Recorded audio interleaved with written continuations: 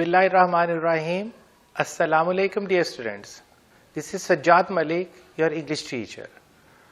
बेटा हमने parts of speech की सीरीज शुरू की हुई है जिसमें मैंने आपको लास्ट लेक्चर में नाउन और उसकी काइंड्स के बारे में बताया. आज हम डिस्कस करने जा रहे हैं प्रोनाउन और उसकी kinds. Let's have a look at the board. So the first one is look at this. It's a pronoun. Pronoun. इसमें ज़मीर. इसमें ज़मीर. इसको बोलते हैं इसमें ज़मीर. Definition. इसमें ज़मीर की यानी pronoun की definition. The word which is used in place of a noun is called a pronoun. Quite a simple. आप नाउन की जगह पर जो वर्ड यूज करते हैं उसे प्रोनाउन कहा जाता है. यानी बेसिकली ज़मीर मीन्स के उसका ये किसी पर्सन की ही जगह पर इनडायरेक्टली उस पर्सन को ही बता रहा होता है. यानी कि उसका एक अक्स दिखा रहा है. यहाँ पर उसी पर्सन का ही किसी नाउन का ही अक्स दिखा रहा होता है, इसलिए इसको इसमें ज़मीर बोला जाता है. प्रोनाउन. प्रोनाउन नाउन की जगह पर, जैसा कि इसके नाम से ही मतलब वाज़ेह है. अब इसकी अगर उर्दू डेफिनेशन आप देखें, किसी इस्म की जगह किसी इस्म यानी नाउन की जगह इस्तेमाल होने वाले लफ्ज़ को इसमें ज़मीर कहते हैं. किसी नाउन की जगह इस्तेमाल होने वाले लफ्ज़ को इसमें ज़मीर बोलते हैं. अच्छा, अहम पॉइंट इसका ये है, ये प्रोनाउन बेसिकली बहुत ज़्यादा अहमियत का हामिल क्यों है. आपने एक तहरीर शुरू की, फॉर एग्ज़ाम्पल आपसे कहा गया कि कायदे आज़म मोहम्मद अली जिन्ना पर एक ऐसे लिखें. आप शुरू करेंगे, कायदे आज़म Mohammad Ali Jinnah was born in Karachi like. फिर आप जितनी दफ़ा भी आगे कायद का जिक्र करना है, Quaid Azam got his early education from Sindh Madrasa, नहीं. आप पूरे का पूरा चाहे 2000 लफ्ज़ों का क्यों ना लिखना है. अब आपने एक टॉपिक सेलेक्ट कर लिया, नाउन सिर्फ एक ही दफ़ा यूज़ कर सकते हैं. अगर दूसरी दफ़ा आपने नाउन यूज़ किया तो वो गलत हो जाएगा. अब कायद का नाउन ही आना है. तो ये पॉइंट है इसमें. इसे गुफ्तगू या तहरीर में किसी इस्म के बार बार इस्तेमाल से बचने के लिए इस्तेमाल किया जाता है. यानी एक इस्म के बारे में आप अपने बारे में लिखना चाह रहे हो, आप अपना नाम लिखते हो, आपका नाम अहमद है, तो आप कहेंगे माय नेम इज़ अहमद. अब आप बार बार ये नहीं कहेंगे Ahmed was born there, Ahmed got his early education, Ahmed father was, नहीं. अब आप दोबारा एक भी दफ़ा अहमद दोबारा यूज़ नहीं करेंगे, आप उसका प्रोनाउन यूज़ करेंगे.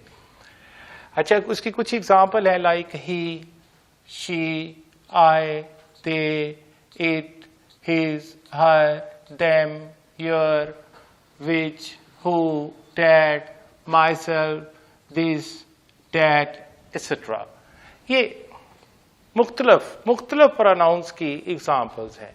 अब इसमें कौन कौन से नाउन है प्रोनाउन आते हैं, अब उसमें हम देखते हैं इसमें ज़मीर की जो इकसाम कितनी है. तो there are 9 kinds of pronouns. इसकी 9 इकसाम है. देखिए बेटा, पहली किस्म है यहाँ पर हमारे सामने पर्सनल प्रोनाउन. पहली हमारे सामने किस्म है पर्सनल प्रोनाउन, ज़माइरे शख्सी. ऐसे इसमें ज़मीर जो किसी शख्स के लिए, मेरा नाम सज्जाद है तो मैं कहूँ कि सज्जाद आपको पढ़ा रहा है, सज्जाद ने आपको ये बताना है, ऐसे तो नहीं होएगा ना. फिर मैं अपना प्रोनाउन यूज़ करूँगा. ये पर्सनल प्रोनाउन. आप अपने बारे में बताते, आप अपना बार बार नाम तो नहीं यूज़ करेंगे. आप किसी की बात करते हैं, लेट्स से कि वो जवाद है, कि जवाद आज क्लास से एब्सेंट है, Jawad is absent today, Jawad ने ये करना था, जवाद ने वो करना था, जवाद नहीं, दोबारा तो नहीं करेंगे. तो ये होते पर्सनल प्रोनाउन जो किसी पर्सन के लिए होते हैं. पर्सन 3 होते हैं, फर्स्ट, सेकंड और थर्ड पर्सन. जो बात कर रहा है, राइट नाउ मैं बात कर रहा हूँ तो मैं फर्स्ट पर्सन सिंगुलर हूँ, तो मेरा प्रोनाउन होगा ई. और मैं आप लोगों से बात कर रहा हूँ, जो बात कर रहा है वो फर्स्ट पर्सन है, जिससे बात कर रहा है मैं आप लोगों से मुखातब हूँ तो आप सेकंड पर्सन है. आप एक हैं या ज्यादा हैं, आप सेकंड पर्सन है, आपका प्रोनाउन यू। अच्छा, अगर आप ज्यादा है, आप बात कर रहे हो तो आप फर्स्ट पर्सन है, आप फर्स्ट पर्सन हो जाएंगे, लेकिन आप प्लूरल है तो आपका प्रोनाउन वी आ जाएगा। और मुझसे बात कर रहे हैं, मैं सिंगुलर हूं या प्लूरल, मैं यू ही होऊंगा। और थर्ड पर्सन होता है जिसके बारे में बात की जा रही है, जो बंदा बात कर रहा है वो फर्स्ट पर्सन, या जो बंदे बात कर रहे हैं वो फर्स्ट पर्सन, जिनसे बात कर रहे हैं वो सेकंड पर्सन, और जिनके बारे में बात कर रहे हैं वो थर्ड पर्सन होते हैं। अब इसी तरह इसके पर्सन्स के मुताबिक हम देखते हैं पर्सनल प्रोनाउंस। आई, माइन, मी। मैं ये जो माई को अब जरा गौर कीजिएगा, ये बेसिकली ये जो अल्फाज है my, our, your, his, her, their, खैर इसमें इट और इट्स दोनों ही आ रहे हैं। अच्छा, ये बेसिकली जिन अल्फाज को मैंने ग्रीन में सर्कल किया है ये प्रोनाउन नहीं है, ये होते हैं पर्सनल एडजेक्टिव। ये पर्सनल एडजेक्टिव होते हैं, ये एडजेक्टिव में आते हैं। ये जो है ना वर्ड मैंने यूज किया, mine, ours, yours, his, hers, theirs, its, आगे इसकी अलग से किस्म भी है जो अब आपको यहाँ पे पोजेसिव प्रोनाउंस की एक काइंड है बाकायदा, उस पर आपको बताया जाएगा कि ये किस लिए यूज और किसके पर्सन बनते हैं। अब आई का देखें, आई का माइन, मी। आई नॉमिनेटिव केस है, फाइली हालत है, माइन उसकी मलकियती हालत है और मी उसकी मफूली हालत है। मैंने तीनों का ऐसे किया है, I, mine, me. We, ours, us. We, ours, us. You, yours, you. He, his, him. She, hers, her. They, theirs, them. They, theirs, them. It, its, it. अच्छा, ये एक हम इसे यूज तो करते हैं पर्सनल प्रोनाउंस के अंदर, लेकिन इसका एग्जैक्ट नेम है इम्पर्सनल प्रोनाउन। ये एक अनदर कैटेगरी है, ये आप इसे 10th क्लास भी कह सकते हैं कि ये 10वीं कैटेगरी है अगर प्रोनाउन में देखा जाए। ये इम्पर्सनल प्रोनाउंस होते हैं। इसका बाकायदा एक सेर हासिल लेक्चर आपको दिया जाएगा जिसमें आपने इट का यूज आपको बताया जाएगा। तो यहाँ पर बेटा ये जो सेग्रीगेटेड अल्फाज हैं ये इनफैक्ट प्रोनाउंस नहीं है। तो पर्सनल प्रोनाउन 3 हालतें होती है, एक फाइली हालत होती है, एक इजाफी हालत होती है यानी मलकियती, और एक मफूली हालत होती है। तो मैंने तीनों हालतें I, mine, me, we, ours, us, you, yours, you, he, his, him, she, hers, her, they, theirs, them, it, its, it. अब दूसरी काइंड पे बेटा आते हैं, ये है डेमोन्स्ट्रेटिव प्रोनाउंस। ज़माइरे इशारा, यानी जो किसी चीज को इंडिकेट कर रहे हो, किसी चीज की तरफ जो इंडिकेशन दे रहे हैं, जो बता रहे हैं कि कौन सी चीज कहां पर है। लाइक दिस, ये करीब की चीज के लिए है, कोई चीज करीब है। This is a chair. अगर कोई दूर की चीज पड़ी हुई है वो दैट इज अ वॉल। अगर इसका प्लूरल बनाना है तो दीज आ जाएगा। डैट, दिस करीब की चीज के लिए डेमोन्स्ट्रेटिव प्रोनाउन होता है, वो जो दूर है वो डैट हो जाएगी। अगर वो ज्यादा है तो दोज हो जाएगा। सच, जैसा कि, सच। कोई एग्जाम्पल देते हैं एब्स्ट्रैक्ट के लिए, खास तौर पे जब आपने एग्जाम्पल देनी है, सच काइंड्स ऑफ थिंग्स, इस तरह की चीजें, सच काइंड ऑफ फैक्ट्स, इस तरह के हकाइक, सच काइंड ऑफ पीपल, इस तरह के लोग, ये फिजिकली भी आ जाता है।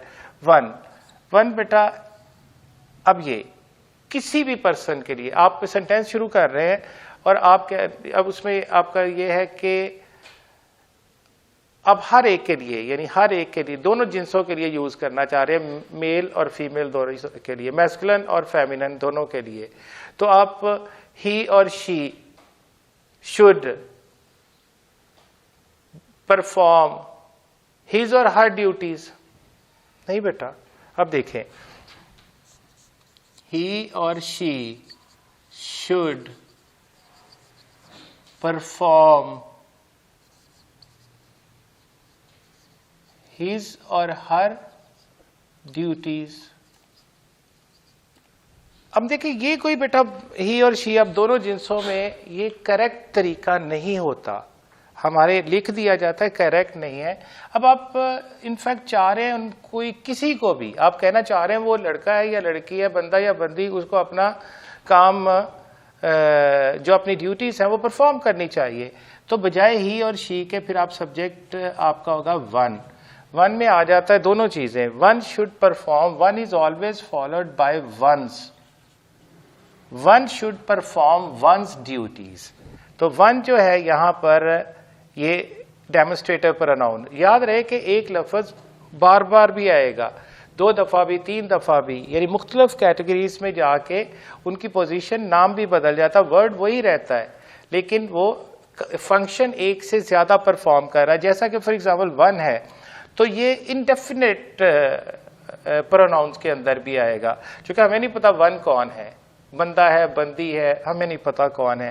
नन, नन कोई भी नहीं, कोई भी नहीं, ये भी डेमोन्स्ट्रेटिव है, एक बता रहा है, और इसी तरह इसका भी डबल फंक्शन होता है। अब हम आते हैं रिफ्लेक्सिव प्रोनाउन। रिफ्लेक्सिव बेटा होता है कि अपना ही अक्स जब लौट कर आप पर आ जाए, यानी आपका ही अक्स जैसे लौट, उसे रिफ्लेक्सिव यानी ज़माइर माकूस होता है। फॉर एग्जाम्पल हम ये कहते हैं कि, कहना चाहता हूं, we should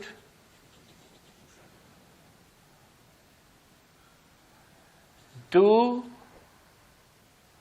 are work ourselves,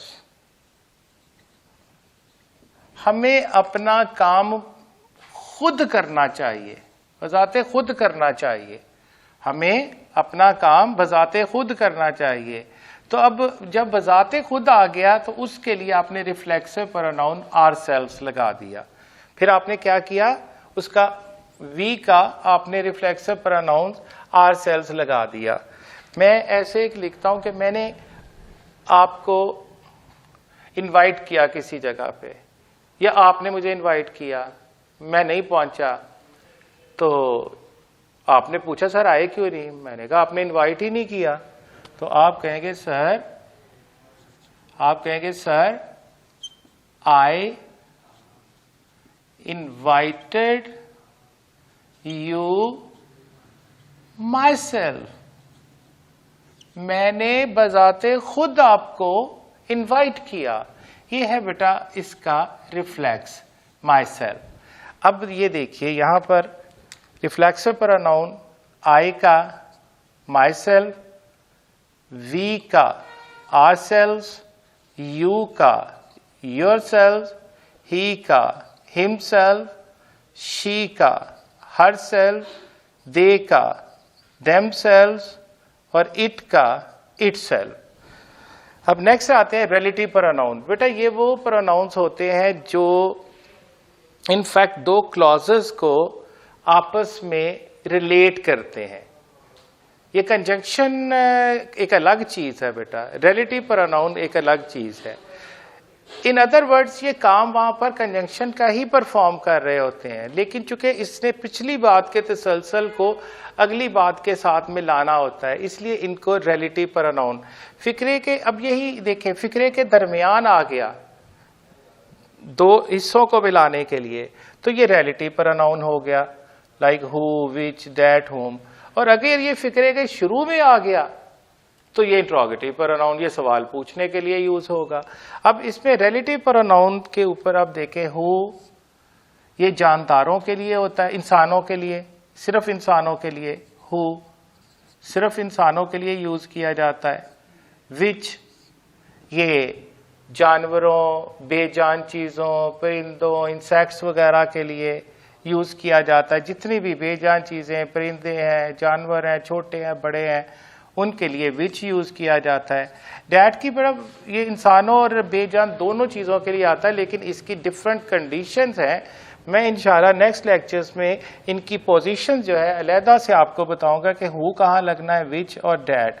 हुम ये भी इंसानों के लिए आता है, लेकिन जब वो मफूली हालत में इस्तेमाल होते हैं, और हुज ये जो जानदारों की या बेजान की मलकियत को जाहिर करता है।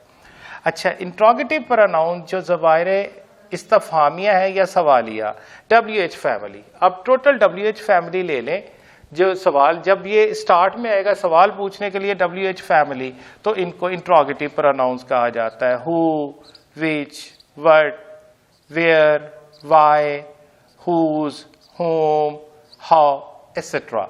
ये जब सवाल पूछने के लिए इस्तेमाल होगी WH फैमिली तो इंट्रोगेटिव प्रोनाउन हो जाएगी।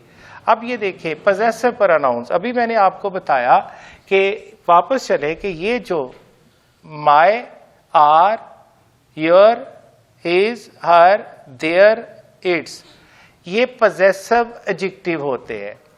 और ये जो अल्फाज आपके सामने हैं, हम चूंकि प्रोनाउन डिस्कस करने जा रहे हैं तो इसको कैटेगराइज किया गया कि पजेसिव प्रोनाउंस, आई का पजेसिव प्रोनाउन होता है माइन, वी का पजेसिव प्रोनाउन होता है आर्स, यू का पजेसिव प्रोनाउन होता है योर्स, ही का हिज, शी का हर्स, दे का देयर्स और इट का इट्स पजेसिव प्रोनाउन होगा। अब डिस्ट्रीब्यूटिव प्रोनाउंस होते हैं जो एक लफ्ज ज्यादा लोगों के ऊपर उसका इत्तलाक होता हो, जैसा कि अब ये ईच है, यानी ये दो लोगों के ऊपर होता है, दो में से हर एक। ईच होता है दो में से हर एक। मैं आपसे कहता हूं कि प्लीज मेरे लिए पानी का गिलास लाओ, please fetch me a glass of water. आगे दो लड़के बैठे हैं या दो लड़कियां हैं, वो पूछते हैं, मैंने इशारा किया, हु सर, किससे मुखातब है, कौन लाए? तो इतने प्यार से पूछा, मैंने कहा ईच ऑफ यू, जाओ तुम दोनों एक एक गिलास ले आओ। यानी दोनों में से हर एक, दो में से हर एक, इसका क्या मतलब है? दो में से हर एक। अच्छा, अगर तीन या तीन से ज्यादा लोग हो, मैं कहता हूं you are suppose to learn this essay today, आज आपने ये एसे याद करना है। मुखातब में पूरी क्लास बैठी हुई है, तो आप कहते हैं किससे कह रहे हैं sir? Who should learn the essay? मैं कहता हूं एवरी वन ऑफ यू, यानी तीन या तीन से ज्यादा हो जाए, आप सब नहीं करना है, सब नहीं करना है। अच्छा, आइदर बेटा होता है दो में से कोई एक। आइदर का मतलब है दो में से कोई एक। नाइदर का बेटा मतलब होता है दो में से कोई एक भी नहीं। और यहां पर एक और वर्ड का इजाफा करते हैं, जैसे नन। नन भी डिस्ट्रीब्यूटिव प्रोनाउंस में आता है।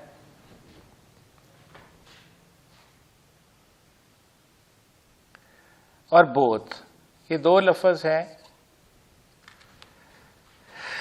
आइदर दोनों में से कोई एक, नाइदर दोनों में से कोई एक भी नहीं। अच्छा,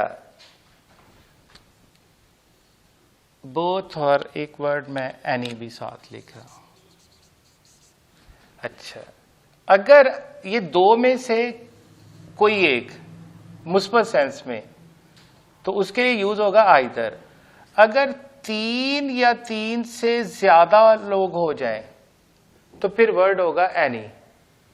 एनी यानी तीन या तीन से ज्यादा हो जाएगा तो उसमें से गए सारों में से कोई एक, any one of you, please fetch me a glass of water. 12-15 लोग बैठे हैं तो कहते हैं हु सर, मैं कहता हूं एनी वन ऑफ यू।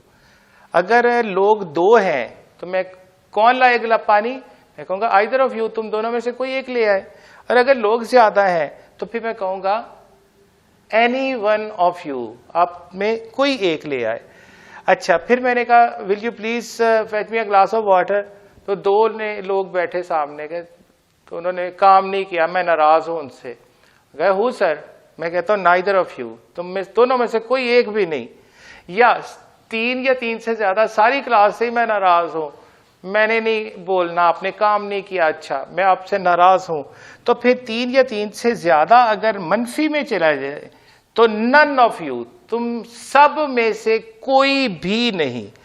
और बोथ, ये दो के लिए इकट्ठा काम जब करना हो, बोथ ऑफ यू, ये इकट्ठा के लिए यूज होता है। ये ज़हन में रहे कि ईच, दो में से हर एक, एवरी, तीन या तीन से ज्यादा में से हर एक, आइदर, दो में से कोई एक, नाइदर, दो में से कोई एक भी नहीं, एनी, थ्री प्लस में से, तीन या तीन से ज्यादा में से कोई एक, नन, तीन या तीन से ज्यादा में से कोई भी नहीं। अब इंडेफिनिट प्रोनाउंस, बेटा इंडेफिनिट प्रोनाउंस होते हैं जब आप श्योर नहीं होते, सब्जेक्ट है, आपका सब्जेक्ट है सम पीपल, फॉर एग्जाम्पल लगा। अब सम कितने होते हैं बेटा? कुछ कितने होते हैं? 5, 10, 15, 20, कितनों को कुछ कहते हैं? सम। सम, मैनी, बहुत सारे। अब बहुत सारे कितने होते हैं बेटा? 50 होते हैं, 70 होते हैं, 80 होते हैं, कितने होते हैं? एनी। एनी कितने होते हैं? एनी मतलब 3 प्लस होने चाहिए, तो कितने हैं? 50 को, 70 को, 5000 को। ऑल, ऑल कितने होते हैं बेटा? कोई इसकी फिक्स है? जब आपका जो वर्ड जो सब्जेक्ट के तौर पे आ रहा है, जब आप उसके बारे में यकीन से बात नहीं कर रहे, तो आप गैर यकीनी हालत में होते हैं। आप बस अप्रॉक्सीमेटली बता रहे होते हैं कि कुछ मैंने काम कर लिया। अब कुछ में से कितना काम कर लिया? कुछ काम किया है। तो कितने लड़के आ चुके हैं? Many, many boys. अब मैनी, हमें पता नहीं मैनी 9 को कहते हैं या 9000 को कहते हैं। जब आप किसी चीज के बारे में यकीन से नहीं कह सकते तो उनको इनडेफिनेट प्रोनाउंस कहा जाता है। देखिए, सम कुछ, मैनी बहुत, एनी तीन या तीन से ज्यादा में से कोई एक, ऑल सारे के सारे, अदर या अदर्स दूसरे या कोई दूसरा। अब दूसरा कौन होता है? अदर कौन होता है? कोई उसका नाम है, फिक्स्ड है, या अदर्स जो दूसरे हैं? हमें नहीं पता अदर्स कौन होते हैं, लेकिन हम इनडेफिनेट हैं। वन, अभी मैंने बताया कि वन यूज होता है जब कंडीशन आ जाए ही और शी, जब हम उसके दरमियान मुतलकियत गैर यकीनी हालत में चले जाएं तो फिर हमें ही उसकी बजाय वन यूज करना होता है। ये इनडेफिनेट प्रोनाउन भी होता है। नन अभी अपने पीछे यूज किया, देखें डिस्ट्रीब्यूटिव प्रोनाउन में, लेकिन यहाँ इनडेफिनेट प्रोनाउन में भी यूज हो रहा है। None of you, none of you have done your job, तुम में से कोई भी अपना काम नहीं कर चुका है। तो नन होते कितने हैं? मतलब फिक्स तो नहीं कि 3 ही होंगे या 30,000 होंगे या 300 होंगे। someone, no one, nobody, somebody, ये वो बेटा इनडेफिनेट प्रोनाउंस हैं जिनके बारे में हम यकीन से नहीं कह सकते। Last but not the least is reciprocal pronoun, ज़मीर तफाइली। ये बेटा 2 होते हैं, each other and one another. आप इनको जरा गौर से देख लें, ये 2 होते हैं रेसिप्रोकल प्रोनाउन, ईच अदर और वन अनदर। बेटा जब मामला 2 लोगों के दरमियान होगा तो हम ईच अदर लगाते हैं। जब मामला 3 या 3 से ज्यादा लोगों में चला जाएगा तो वन अनदर। फॉर एग्जाम्पल मैं लिखता हूं,